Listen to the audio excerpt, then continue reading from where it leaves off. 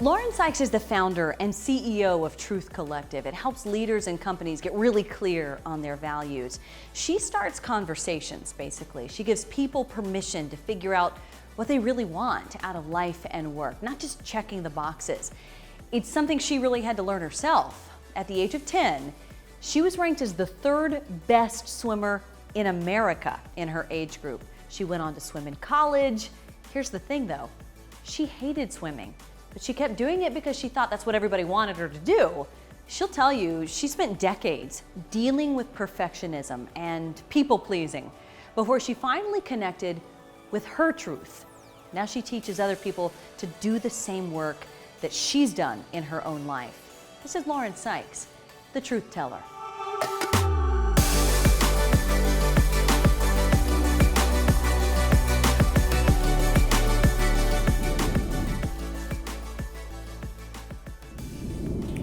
Lauren Sikes! Thanks so much for being here. Thanks for having me. I'm excited. Let's start by playing a game. You ready? Okay. Tell me, first of all, when was the best time in your whole life? So, honestly, it's now. I love the work that I'm doing. Every day, I get to show up and talk to people about what matters in their life, help them innovate, change, grow. And it's the first time I can actually say each and every person day in and day out is aligned with what I'm trying to do. Now, if I really want to talk best time, it's always traveling. Always. But I just feel like everything right now and time ahead is exciting. Yeah, that's great. Yeah. What a great place to be. It is a great place to be. Yeah. Conversely, when was the worst time in your life?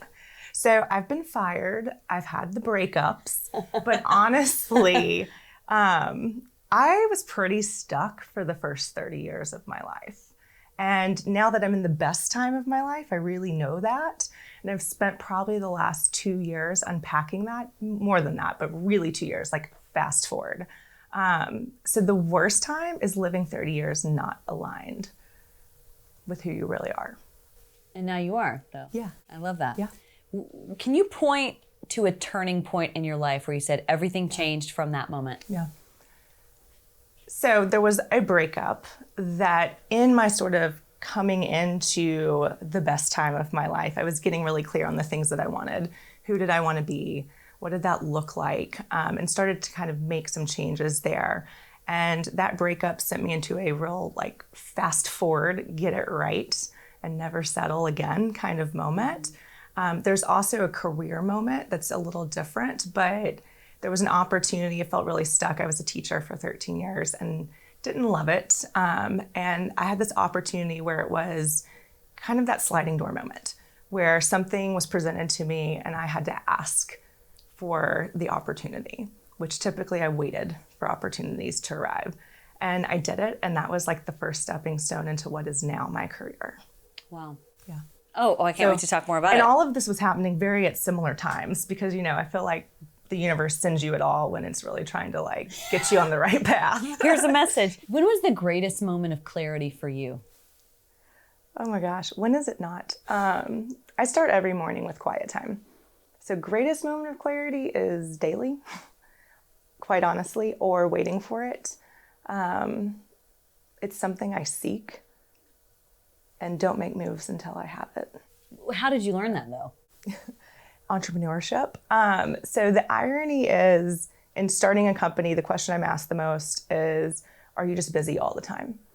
And when you're starting something you don't know how to do, I only knew how to get still and to actually find the path, to find the clarity, because I'm stepping into places I've never been.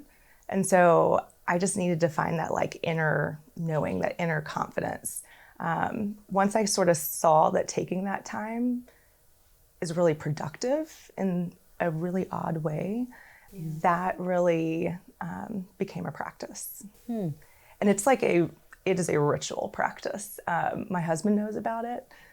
We block the time because don't mess with it. Yeah, so good. Yeah. What does that look like then? What does that time look like?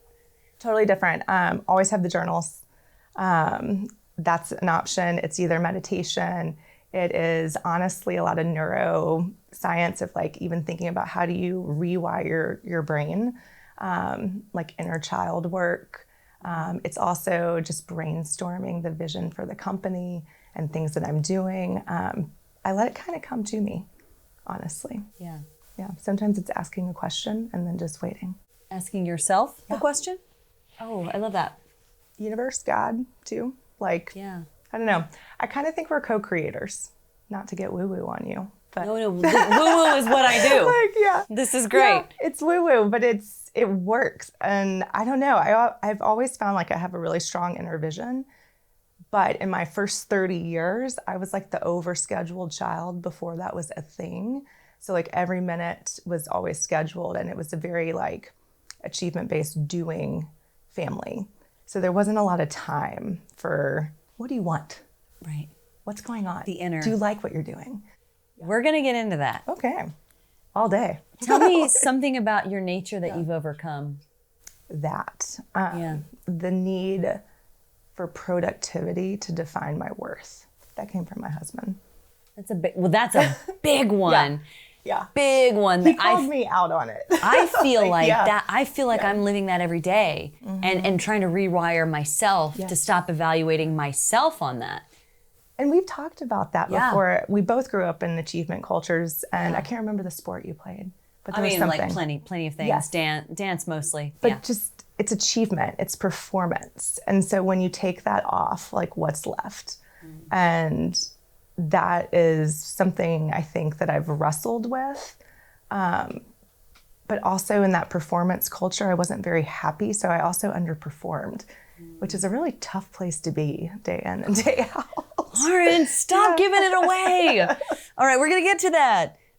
What do you find yourself saying a lot lately? Like these words just keep coming out of your mouth. What are those words? Just because you can doesn't mean you should. I probably have told you that in real life too. There's plenty. And my friends always say, like, you have a lot of sayings. That's one of them. You want them all? Okay. Don't let anyone else's voice be more important than your own, which I think about a lot. This other one I'm really wrestling with. If it is fear-induced, it's not truth. Boom. Like if it's fear-induced, it's not truth. I love that. Did you come up with that? I don't know where it came from. Somewhere. And that goes with my company and things like that, but it also goes back to that kind of thinking about my first 30 years and really kind of unpacking that, repacking who I really think I'm supposed to be, and recognizing that there was a lot of fear in how you're supposed to be. And maybe that's not truth. Yeah. Oh my God, I love you so much. What's your purpose right now? Okay, another saying, I'm going to steal it from Oprah, because she said your purpose is wherever you are. And I would argue it's wherever you are when you're aligned. And for me, when I think about my purpose, and my work and personal life is very much intertwined at this point, is I really help people create a vision for how they want to live and work. And that's by offering new ideas for how you can be and how you can do. But that's it, it's vision work. Yeah. Oh, I love that. I love that you call it vision work because you do have to set your mind of where am I going? Where do I want to be? Where am I right now, but where do I want to be? You're asking the question that we do with every client, like whether it's an organization and a company, and it's like, who are you today? Who do you want to be? Yeah. And then what's the roadblock? Right. And the length of the road is based on how far apart those things are. Yeah. Yeah. So I asked you what your purpose was, but when did you figure that out? Still figuring it out. I would say in the moment of clarity. In the last year, we rebranded the business to Truth Collective, and that was something I think I was really scared of when it was sort of revealed of like, this is about truth telling. This is about helping people find their vision. And so that purpose was always there. And then when I look back at my life in general, there's always little like breadcrumbs along the way that showed like, yeah, this always has mattered to you. Right. So it's always been there, but I think it's really like revealed itself in the past year and a half. COVID's a good time for that. COVID allowed for a lot of self-reflection, I think, for like everybody, Absolutely. which was, I mean, it was a terrible thing, but it was a beautiful thing that stopped all of us and forced all of us to think, what are we doing? What am I doing, right? What am I doing with my life? Does this actually matter? I mean, there's so much loss. There's so much loss around us all the time. So what am I doing as a person? That matters. It's an important question. Does it actually matter? Does it actually matter? And then when you start to worry about something, does this actually matter? Yeah. And that's another key question that I get to ask in my work all the time. And it's so interesting because people they have feelings about that. Because if you figure out that a lot of the ways that you're doing things, the way you're spending your time doesn't matter, that can be hard. That reveals a lot of feelings. And you either can continue on in the pathway and stop asking that question, or you can say, you know what, I'm going to swim through these feelings and then be on the other side of it and do what matters. So give me a framework, give me an understanding of what your company does, what Truth Collective does. What matters most. So we are a consulting business in leadership and culture. And what we really do is help people understand the vision that they have. So we do a leadership and culture consulting where we go through a framework of a discover, cultivate, transform. And the easiest way to say that is literally, what is the current state of culture in your company? What's the desired state? Who do you want to be? And then what are the roadblocks? What are the limiting beliefs around how work can be? And we do it a lot too on the personal level. So something that's revealed itself, I think even since we met, is a lot of individual coaching. So people who are looking to be transformative leaders, but maybe either have not had the opportunity to really discover who they are and how that shows up in the workplace. And so we take that same framework, who do you want to be? What's getting in the way? And we do that. And then we're launching something exciting with online workshops. And those are going to be, to start with, true self and true team. And really thinking about how can people access our work in a broader way, and also making it more accessible. Not everyone can, afford a coach. Not everyone a company can't afford a consultant to come in and to do a year-long engagement to really transform culture. So we wanted to put our work out there. TBD on when that's going to be launched. It is written, it is done. You're creating all of it at the same time, though. I mean, and it was taking what we had been creating and what we are using with people and saying, let's house this somewhere, and let's beta test. And I think that's also something that our company, my own personal journey of it doesn't have to be perfect. It doesn't have to be ready. Try it. See what sticks. Let's start there, okay? It doesn't have to be perfect. Yeah. Let's start there. The thing I find so interesting about your story, I resonate with it because there were things about it that I just feel so strongly about needing perfection, needing things to be right. This is a random story. I remember in college finishing second for homecoming queen at Florida State University. And I remember my parents had traveled and I didn't win. Yeah. And I remember so clear as day saying to my parents, I'm so sorry. I'm so sorry. I'm so sorry. I could cry thinking about that moment. Yeah. And I remember how they looked at me are you kidding? Right. Why would you apologize to us that you didn't win homecoming queen? Are you crazy? Yeah. So I know part of what I'm saying is I did grow up in this achievement, perfection culture, but then I also did it to myself. Yep. Yeah. I did it to myself. Yes. And so you were experiencing these things so much earlier even too. I mean, you were such an amazing swimmer. Yeah. You were such an amazing swimmer and you hated it. Why did you hate swimming?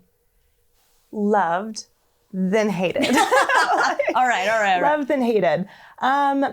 It's funny. So like my question, like when you're telling that story, I have so many questions, right? Like what was it that made you think that it was a disappointment to other people, right? Because I wanted to win. Right? I needed to win. Yes. And then, It's ridiculous. right. And for me, I think it's a combination of environment and also how I'm wired. Rewiring, mentioned that earlier. And I think I took on other people's expectations. I was a very self-aware child, very much could walk into a room and knew what was going on, knew how people felt. And I think I took what I heard from people, what I observed from people, and sort of put that on myself. Yeah. You need to be a top swimmer, or you're ranked third in the nation. It's not first. Yeah. And I remember being internally very proud of myself and knew like I had done everything that I needed to do and still not feeling like it was enough. Where did that come from? Ugh. Was it outward or was it inward? I think there's some family, like truly, honestly, I think there's family of not enoughness. Just family history of that. Yeah. And it's the same thing. It's like my parents are not disappointed in me. They weren't disappointed. But there was always still just there's that next step. And that's what I've learned actually in applying it in my life now. I never celebrated. Like it was like you finished that swim meet, you did really well. And then it was on to the next thing. And there was no conversation. I think what I needed as a little child was like, how do you feel about that? I probably needed that all the time. How are you feeling? How did you feel about that? Yeah. And probably just talking that through because I don't think anyone understood what was going on in my head. Well, you probably didn't either, right? Like you were such an internal child. Yeah. I feel that way too. I'm such an internal child to the point that my mom even said to me recently, we were doing this whole Enneagram work a few months ago. And she's like, oh, your brother is this and your sister is this and your dad is this and your husband is this. And then she said to me, I can't figure out what you are. My mother could not figure out there's only 9 types. Yeah. There's only 9. And my own mother can't figure out my Enneagram type. You know why? Because I live in my head. And this is something I work on. It's like, I don't share 90% of what's going on in my head. Yeah. Which is actually where this podcast is coming from. Love it. And here we are. Yeah, here we are. Here we are. Like, I want to know. Right. I want to know what other people feel is happening in their heads. Yeah. Truly, And you said something earlier that I think about all the time because I think like, why is my story important? Like, there's achievement. There's a lot of like, I think after 2, when I had achieved, I really realized like, there's only down from here. Like, you really believed that? How old were you? I was 10 when I was ranked, and then 11 and 12. And so it was just like in 13, 14. You said I'm only down from here at 13? Yeah, and I just remember hearing all of the like, even that young, and you may see this with your kids, if you're achieving, you hear about it from other parents, from coaches. People start coming to you and like, it was already at 10 years old, like you need to stop other sports. You need to focus on this. And I didn't. I actually was kind of a renegade. I've always been a little bit of a renegade, which is the funny part because I kept playing sports through freshman year of high school, which now I think like, that was so great. Like it was perfect. And that was something where I was really happy. But yeah, it was just, you heard all the things that people told you. And because you were listening, you were already attuned to what you were hearing. And so I sort of made this like path for myself. And I just remember thinking like, you're just never going to please everyone. Was that a disappointment or was that something you just accepted? I definitely did not accept it. I think I started playing small at that point of like, you're never going to please everyone. Definitely have people-pleasing tendencies as well in my family. That's observed. That's, the environment I grew up in. And I think when you're praised for things over and over and over again, then you just keep doing them. Doesn't mean that they're right. And so with that being said, the people-pleasing mentality of you're not going to please everyone, but you want to. Yeah. And I was too young. I didn't know. Now, if you were to ask me, like, probably another thing I tell myself, like, you're going to disappoint people. It doesn't matter as long as you don't disappoint yourself. Yeah. So before, when you would say that to yourself, you're probably going to disappoint people, you were thinking, you're probably going to disappoint people. And that was a negative, right? Like you were putting yourself down in that time. And now you say it as like, that's almost like the liberation. It's incredible. And I feel terrible saying this about my parents. I don't think they ever intended this to be how I would have felt. But I definitely, like, I followed all the rules. I was the good girl. I also grew up in church culture, evangelical purity culture, the whole thing. So pile that, rules on top of rules on top of rules. Yeah. And so I think there was this idea of like a deep, don't disappoint your parents. Like I didn't want to. Yeah, raise a child in the way you should go, and when he's older, he will not depart from it. And I will say, like, I think my parents also don't want to disappoint people. Because there was always sort of a, you know, if a teacher or a coach was upset, well, what did you do? I think sometimes it wasn't about me. Yeah. And you know, I don't know if you've seen like the Simone Biles, and there's another gymnast, I think it's Lori Hernandez, talking about coaches and how they were yelled at and just what they were having to do day in and day out. And there's a part of you that goes, is that normal? Yeah. Yeah. Do we treat people that way? Yeah. I have those and conversations. And then you wonder why you've lost your sense of self. Right? And so I think too, if I were to go back, it would be all about the internal journey. What do you want? Well, what do you like? Like, what is well, since you're awakening, have you started to reevaluate all of your life experiences through that lens? Yes. Yeah. And here's the thing too, like when you got teary earlier. It's real. So real. It's so real. Oh, I can't.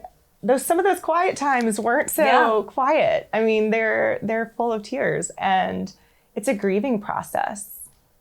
It is a grieving process. I, though, am still very thankful for those experiences, because now when I think of like, my story's not that bad. Like I sort of self-sabotaged my own achievement. Yeah, I mean, well, no, it's not bad at all. I mean, you were so great and continue to be great. How many people do that?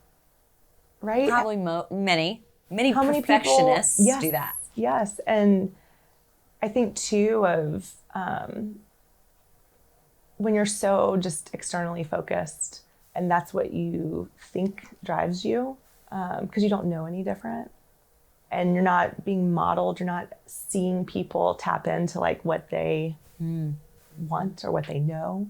Because I didn't see it a lot. It wasn't just like I was over here and everyone else knew. Like, I feel like I was in a culture. Right. You were playing the rules that everyone set for you. And I was good at it. Yeah, you were good at the rules. I feel that. I feel that. Yeah. 1000%. Yeah. You know, it's like, here are the rules. And I said, okay, as long as I know the boundaries, I can play the boundaries. Yeah. And so to your point, I similarly, felt like I've always played small, played what I needed to do to win in this, you know, this area that I needed to win in. And I would never put myself into situations that I felt like I wouldn't win. Oh, 100%. Yeah. Well, why and why? Why would we do that? Is it fear? Is that the reason we would do that? I mean, for me, it's fear. There's a fear of failure, a fear of judgment, fear of disappointment. But now I'm realizing it's to miss the opportunity is worse than stepping back because you're afraid. I don't feel fear like I did at all anymore. I mean, I remember being 12 and being fearful of failure, whatever that is. And to me, failure is not a thing. Failure is learning. Now it is. And I'm like, I would have reframed everything. Yeah. But no one was talking like that. Yeah. And now I am such a try it, say it, do it, and see what happens. Like you'll learn either it's for you or it's not for you. But you don't know till you try it. And I will say in my teaching career, I had some incredible professional development opportunities, kind of achievement oriented. I've kind of checked the box on some of my education.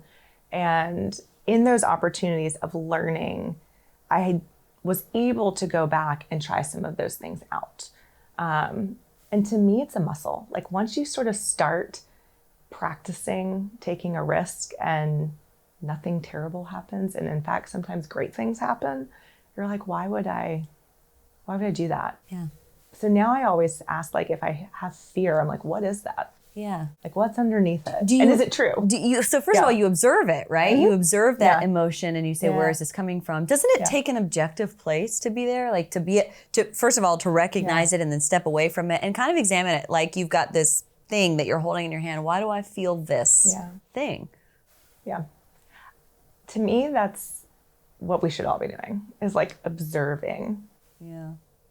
When do you think you were first able to do that? Like, how old were you the first time you said, oh, I can do this? So I'm the oldest of 4. And for 4 and 5 years, my mom literally called me like mommy's helper. Like, I'm like... But you didn't get paid. I know. I'm like retroactively, like, you need to get back. I'll be having that conversation after this. No, they've been more than generous. We're good. But all that to be said, sparked something new for me. Sorry, new work. I know, poor mom. But she called me mommy's helper. And I remember it'd be like, you're 3 years old and you're just on already. So I knew and was already attuned to needs, but not my own. Yeah. And then another story that pops into my head is super nerdy. And it was in middle school. And I am a voracious reader, was a voracious reader. And I was reading some book about like feelings and the heart and all this kind of stuff. Not that I was applying it very well. But I would like spend a Sunday like reading these things and thinking and underlining. And are we the same person? Like, who does that? And lost in your head, right? People like, who are named Lauren do that apparently. That's a Lauren thing. Are you a 1983er? 85. Okay, January 85. January 8th. January 83. So we're also Capricorn. Shut up, are we really? Okay, now we're super connected. Can you share your birthday? No. January 13th. Oh, we're so close. I'm the 8th. Yeah, okay, anyway. Okay. All right, well, there's continue. that Capricorn energy. So we are achievers by nature. God. Name's the same, signs the same. I know. My mom told me that Lauren was a very unique name when I was born. Well, it was in 83, and then people like my mom named me in 85. Except for my college corridor had 7 Laurens and like just the small, like, it's like, oh well. Did your parents tell you what your name meant? No, my I don't parents, know what it is. that's what my parents told me all the time. It's like they named me based on the meaning of what the is name. It? I have no idea. Crown of a champion. Oh, Crown of a champion. Well, to come. Yes, okay. Of course. Crown of a champion, which I'll tell you when we're not recording what. Yeah, that's that's for another story. If you were drinking with me, then I would tell you the next story. Get her a drink. No, not me. You. I know, give me. It has to be 2. It has to be a tandem thing. Crown of a champion. Crown of a champion. Yeah. I like that. Oh, it's and great. Now how I define champion and achievement versus... Well, so I've got 2 stories that go along with that. Like being called Crown of a Champion. It's, in my own life, my parents have always said, this is so bad. They're going to kill me when this actually goes I know. live. Our poor parents. I hope they don't watch it. They're such good people. My mom is watching my children right now as I'm sitting here doing this. They've always told me that I was the crown of a champion. So I would marry a champion. And stop laughing, because this is something that I've put back on them. I'll share back. This is something I've put back on them as an adult. I've said, all my life, you have told me I am the crown on a champion. Mm-hmm. Why can't I be the damn crown? I am the damn champion and the crown. Why is it not me? Why is it not Silence. Yeah. Silence. There's never been a response. But that resonates with me. Do what? It does. For sure. I mean, I'm from the South. Yeah, it's a Southern culture, right? Like same Southern culture, like very much. I'm the first business owner. I'm the first. Yeah. All of that, right? Yeah. Like I was raised in super Southern, super religious. Everything was again the rules, like fit the box, here are your boundaries, and I think up until college, personally, I was still even living that. And even through adulthood, I think it's just been now like my 36th year of life where I've finally said, this box doesn't fit. And it's never fit me. It's never fit. And I'm going to start doing what I want to do. Because you've been living with that label. Right. Of, I feel like I'm made for more. But I've been told if you are too much or whatever, someone else is the champion. You're just... Right. So you've been living under someone else's rules. And what no one's told you, and this is again part of why I've started this podcast, what no one's told you and what no one seems to tell anyone else is that the real power comes when you write your own rules. Right? Like that's where it is. It's not for anyone else. Like your life is your own. So I think about this a lot with the work that we do. And you asked me like what my purpose is, and you asked me like, what's the best time in your life? And it's now for that reason. To me, like what would our world look like if everyone did that work? So it would be consciousness, right? Like high consciousness. We call it true self-work. And one of the exercises that we do is labels, phrases, like the things that have stuck on you, that you still think about, that you share. And we write them out. And then we're like, how has that impacted you? So the crown of a champion, how has that impacted you? And I did that for myself. Same thing. I'm from the South. I remember even in doing great work, my dad would always be like, if I was doing the district, you're so domestic. And I'm like, what the hell? Like, and I did not get married until I was 36. And I swear to you, there was two parts of that. One was a little stubbornness about like, I'll show you domestic. Whatever. And I love working, and I'm so much more than that. And the fact that like that can't be seen, and he doesn't mean it that way, right? I'm sure he loves you. But still, he's great. It was like, that just feels very like caged in for me. And not because of the feminist movement, all that kind of stuff, because of who I am. And so with that being said, that would be a label. And there was another part of me that when I was teaching, I stayed a teacher because it was safe for a long time. It was comfortable. Yeah, and you were good at it. And I was great at it. So many awards. I was great at it. No, I was great at it. There's so many things I love about it. There's so many things that make me good at what I do now. Nothing's lost with like that training. Because I'm still a teacher, honestly. Sometimes it just feels like a different But now you're teaching adults. Yes. But although I say that, although I feel like so many of us are still children on the inside, like we haven't done the work, you're just your 12-year-old self. We're adults in the body, but maybe not. I mean, based on how much work we've done, we might still be 12 on the inside. No, and I remember like thinking, okay, you're getting this nudge. And it literally was. I call it a God moment. I had started a program that had taken off. And I got this sort of God moment ping where it was like, you're going to start your own business. And I was like, no one in my family's ever like actually been in business or started a business. My dad's a physician. We just had his retirement party last year for 45 years of being a cardiologist, mostly at the same hospital. That's longevity. We're steady people. We're steady people. Grandfather's a veterinarian. Other grandfather was an accountant. Mind you, I'm not really telling you anything about the women in the family because that wasn't a thing. Those are all long-term. That's one career. Same. My dad's an architect. His dad was an engineer. Like there was very much like. And so there was this kind of like, you'll just marry someone. Yeah. That will be what you do. And it's interesting when I had this God moment to start the business. It took me a while. I think it was like probably a year and a half maybe two, until I made the leap. And with that being said, after I made the leap, it changed how I showed up in the world. It changed who I was dating because I needed someone that was like, that's really cool. Tell me more. Yeah. Who encouraged you, Who encouraged me. Who didn't want you to play small. Yeah. And I'm going to tell you a really fun date story. When I was in that transition of still teaching and thinking about taking the leap. And I went on a date, very cute guy. And he said, wow, you're really all over the place. Oh, were you like, I'll show you all over the place? I did. I actually said kicking ass all over the place was my response. And I think when I heard that, it was this moment where I started doing my own work. And I was like, you know what? Never again. It will only from now on be people, whether it's a partner or a friend or whatever, who are like, that's really cool. Tell me more. Yeah. And I was like, why have I been settling for this shit? Yeah. And in general, but that was the practice, right? Like, and it was those little comments along the way. Well, because you were so attuned to it for so many years, right? Yeah. Like that was your survival mechanism for, Right. I mean, 3 decades. Yeah. For 30 years. For that was 30 your survival years. mechanism, was listening and feeling your way through. I find that some people, you know, have really tragic childhoods and they survive through that.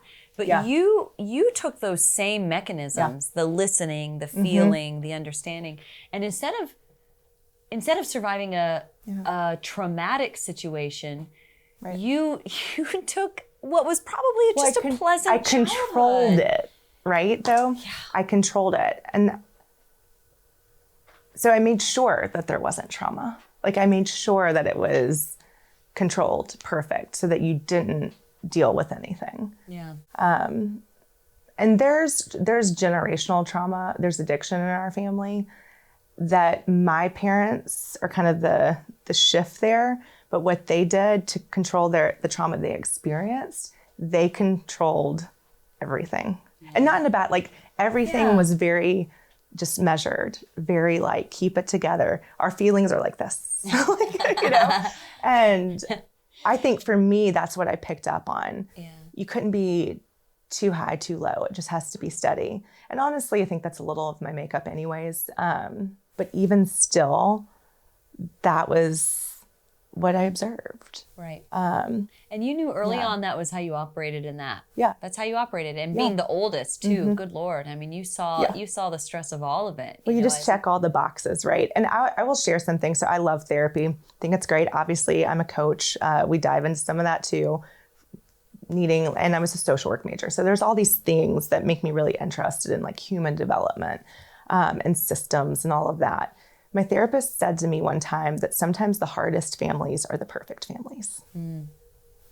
Because when you have trauma, a lot of times you learn coping mechanisms. You get the resiliency tools. And I think that in creating a perfect childhood, you don't necessarily get the resiliency tools. Wow. Okay, that's so interesting. Yeah. And even if there were traumatic experiences, even on the lowest of the low end, you didn't know how to figure it out anyway. And so then you probably hit adulthood, and what was probably treated as high achievement and near perfection with your swimming, losing went into the workplace too. Losing was still a bit of a trauma, right? Like, because of the amount of training. I can't imagine how much training you had to do as a single digit child to reach number 3 in the country. Right. You know, that's unbelievable. I remember one of those meets, and I've never even like told anyone this, but I swam like 7 events. I think that's what you swam at kind of the end of season. You would have 7 events, and I won 6 out of 7. And I remember the one I lost. Why?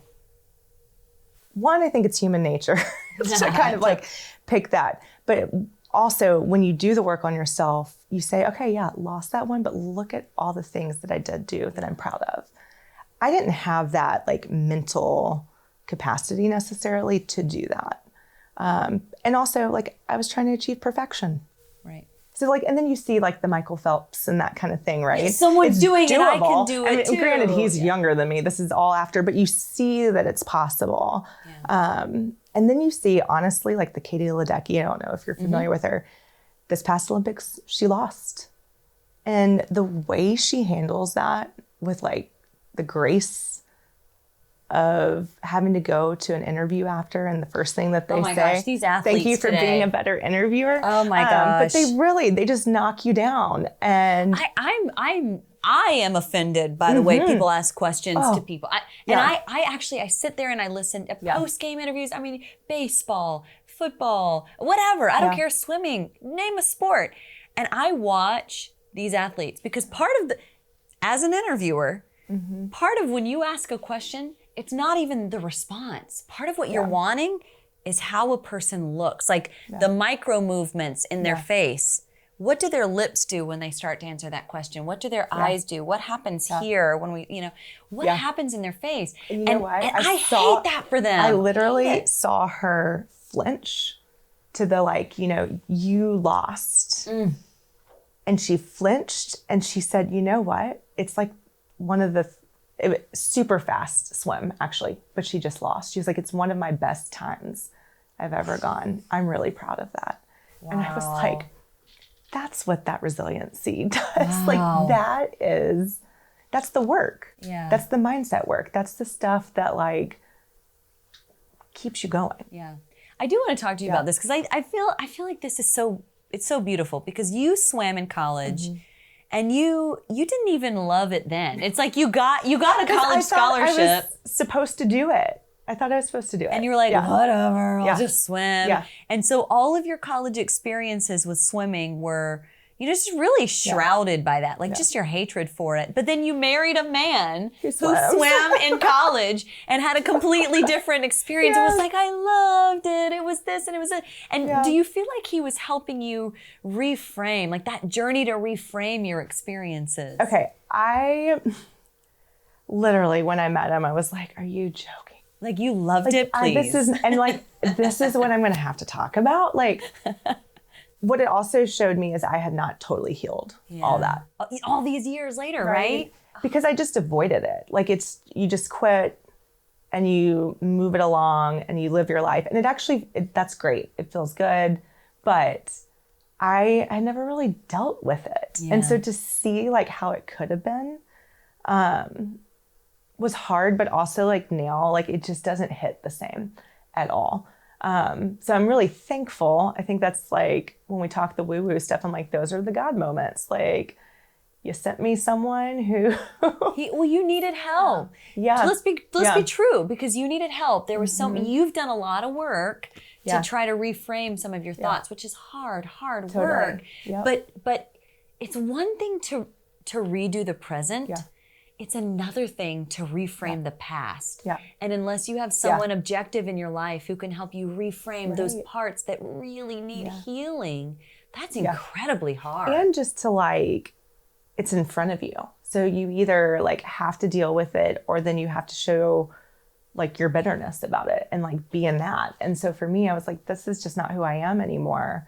So let me do some work around it and let me heal from it.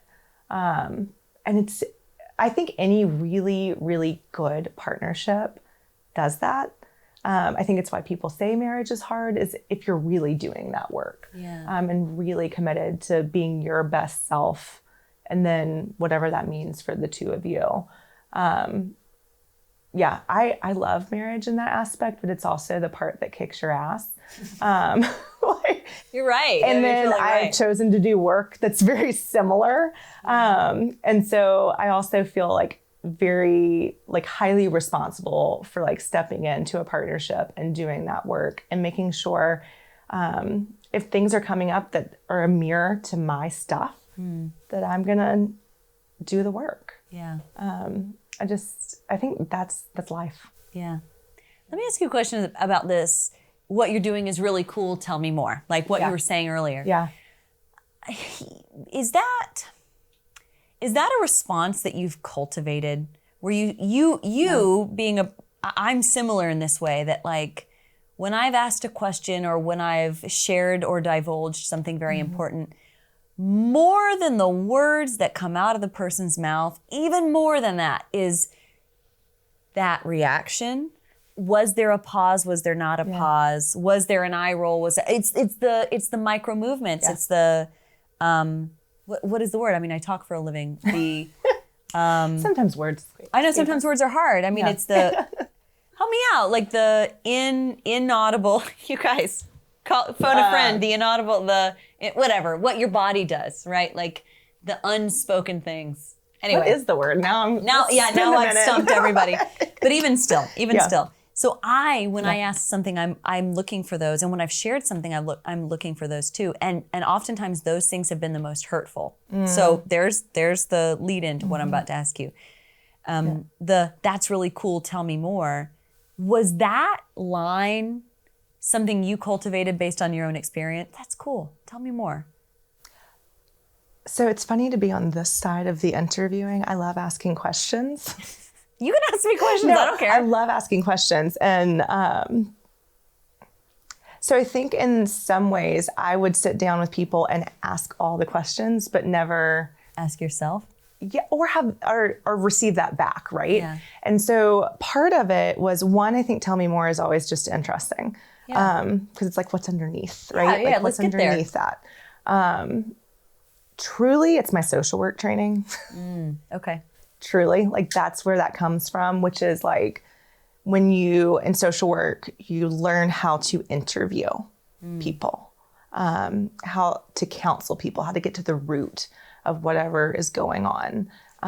Similar to probably like family counseling as well. So the Tell Me More is that. Also a value of mine is curiosity.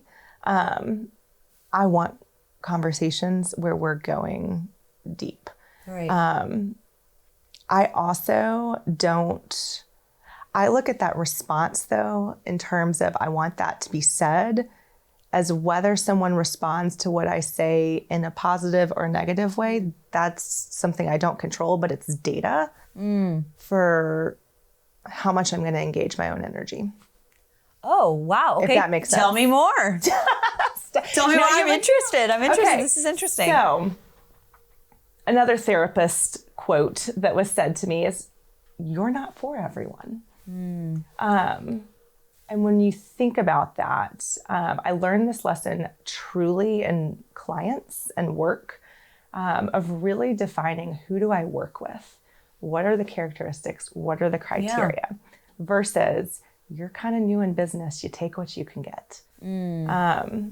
We are one person. We have so much energy that we can allot. We're not for everyone. Right. So I look at it, how do I feel when I'm talking to someone? What's my energy? Do I feel like I can be me? Do I leave a conversation depleted or energized? Oh, that's a big one. Yeah. That's a major one for me. It's data. It's just data. And then I get to choose whether I want to be a dumbass and keep engaging with people who deplete me Yeah. or say things that are diminishing or That's whatever. a bad choice. Don't make that choice. Yeah. Or I can say, you know what? I really like feeling energized by certain conversations. This is what I'm about. Yeah. And that took me a long time to learn. And it's Right. the people please. If Right. you're a people pleaser, then you, which by the way, people pleasing underneath that is it's just an act of manipulation and control. So once you are told that, like you're like, not so fun anymore. Well, but then I also see it from the like. It's different than being kind, right? Like that's different. I think it People-pleasing has is a not lot to do kind. with Southern, like Yes. bless your heart culture. Yes. You know, just that trying kind. to be, you know, what you're supposed to be for everybody. You know, whereas, gosh, I remember when I first moved away from the South. So I grew up in South Carolina. I went to Florida State. I'd only ever lived in the South, like warm weather. And then in 2008, for my second job out of college, I moved to Ohio, to Toledo, Ohio, to a station there, and to be a news anchor. You know, I've only ever worked in news. Yep. And so, gosh, that move from South Carolina and Florida to Ohio, to the Midwest, whoa. I mean, it was a big change. And I mean, anybody who's ever made that change understands like the difference.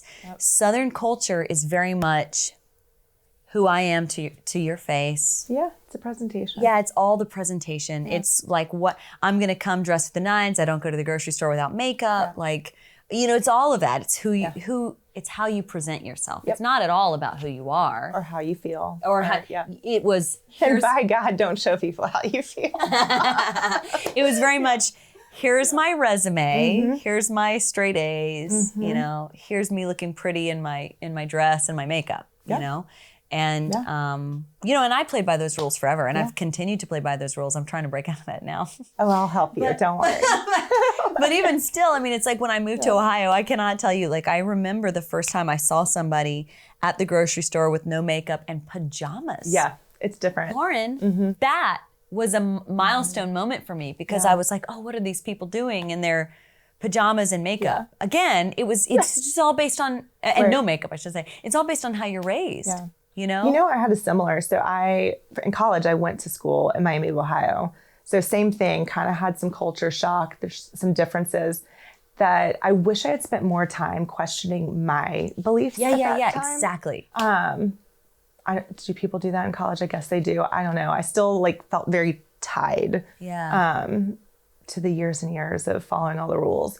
And so went to Ohio and then moved to New York City, which that should have shown me right away, like the fact that I love like different environments, culture, diversity, all of that should have been a wake-up call for questioning some things. Yeah. But it does give you, that's what I love about travel. It gives you perspective of why do we do what we do? Yeah, I mean, I should also point out, my ass goes to the grocery store with no makeup. Oh yeah. All the my damn hair time. is not in a top knot now, but I feel like it should be. And I will tell you, every time I walk out of my door without makeup on, I am in my late 30s, and I still, when I walk out the door without makeup on, it is a declaration to myself that I don't need to impress anybody. Yeah. It doesn't matter. Isn't that terrible? And that I still have to work on that. But it is, luckily being a swimmer, it's not a really attractive sport. So you really you're like wet hair, like fluorinated at all times. So I had that going for me in terms of like already not really being able to care. But with that being said, I think there's nothing wrong with the makeup and the putting it all together. There's nothing wrong with the no makeup and the sweatpants. I actually think it's interesting to be all of those things. Well, because aren't we all? Like, I think in my family, if you want to. I felt there was not an acceptance for all parts of you, right? There was only an acceptance for the best parts of you. And my parents would frame it as, again, great people. They're such great people and always believe the best about people. But I interpreted that as only the best. Yeah. You'll only believe the best. You'll never believe that someone's capable of something other than winning. Yeah. And I mean, that's just what it is. I think that resonates, like not being able to like be your full self.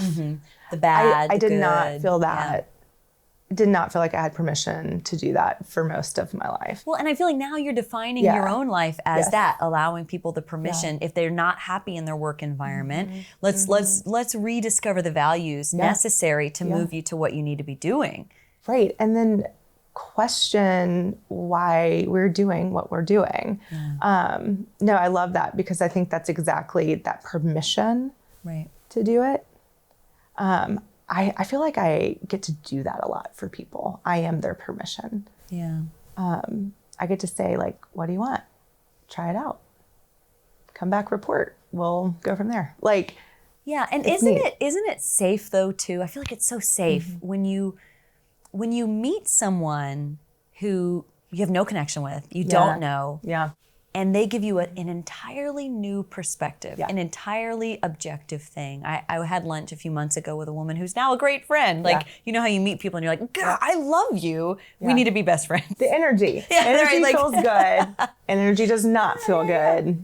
Pick your lane. But this woman, she had told me something about myself that in my 36 years, no one in my whole life had ever said this particular thing to me that she said to me. And I was like, feel that, but I almost didn't acknowledge that about myself, and no one's acknowledged that to me. And wow. And actually since that time, I have vowed people need to hear when I think of someone and I think this, whatever this is, this particular thing, I have vowed to always tell them, hey, you're really great at this. Like, you just need to know. I don't know if anyone's ever told you, just in case no one has, here's this. Like, this is my gift to you of objectivity. Yeah. You know? Yeah. Because we all present ourselves to the world, hopefully with what's important to us and what we value. We hope people see those things immediately.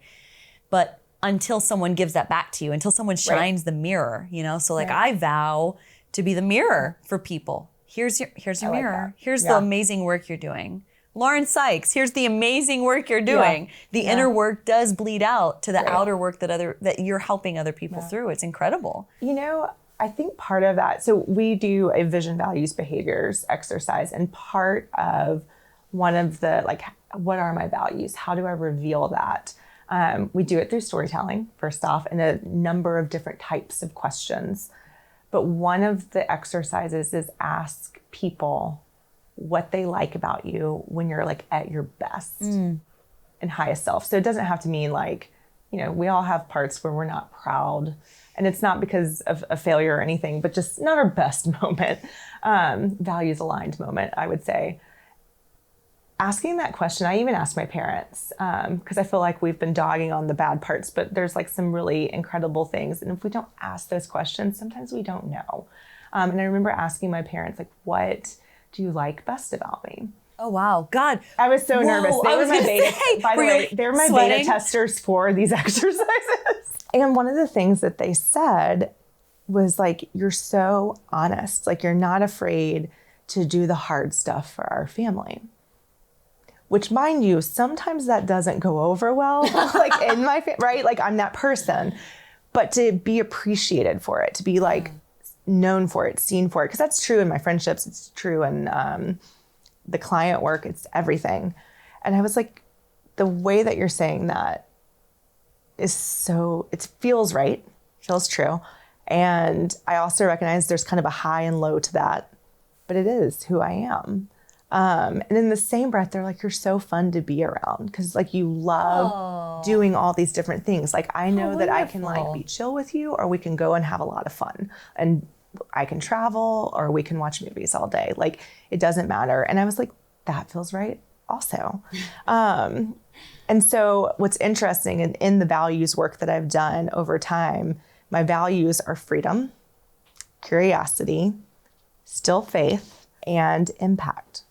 And in that, you'll see like the freedom, like do this or do that, like just how you spend your time, travel. That was reflected back to me, but it was also something I observed in my own kind of inner work to try to reveal my values.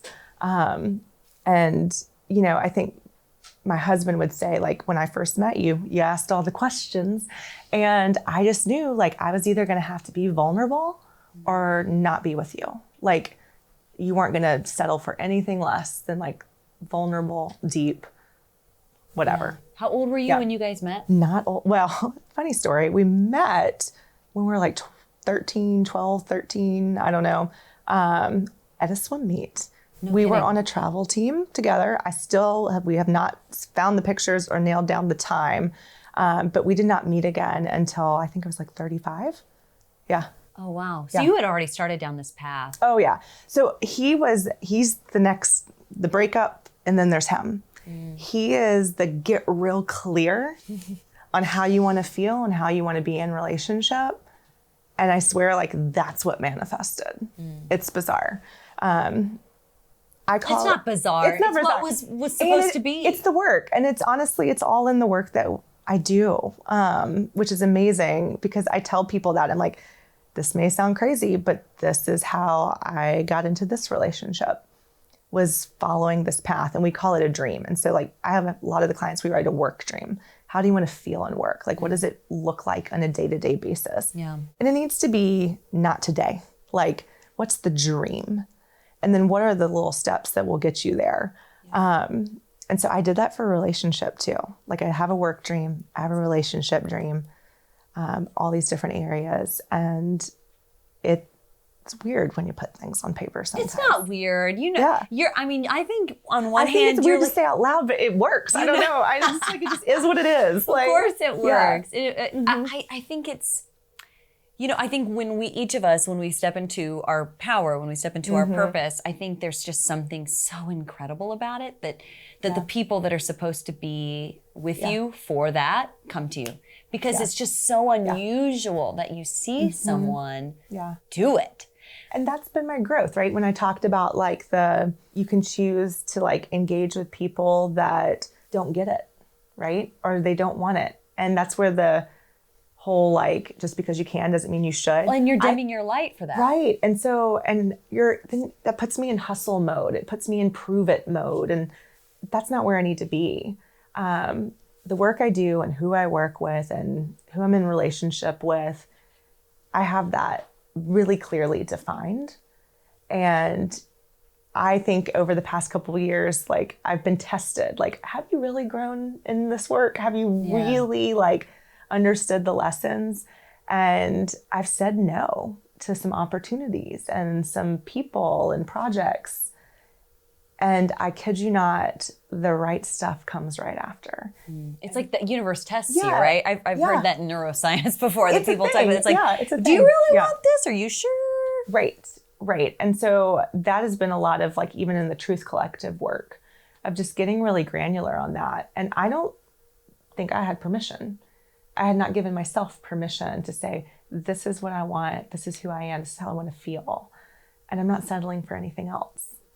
Kind of doing that with trying to look for a house right now in this insane market, by the way. I literally said that. I was like, I'm not settling. Well, I mean, cheers to not settling, right? Cheers to not settling. Lauren Sikes, this has been a joy.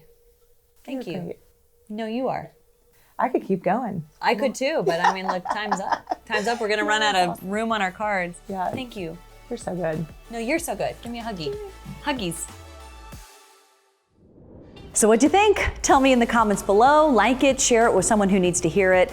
I'm adding new videos all the time to help you reconnect with self and then prepare for purpose. And since you're here, I've gone ahead and linked my playlist, the episode Amplified. It gives shorter clips from each episode, still though very much power-packed with encouragement. It's all right here. So thanks for watching, and I'll see you next time.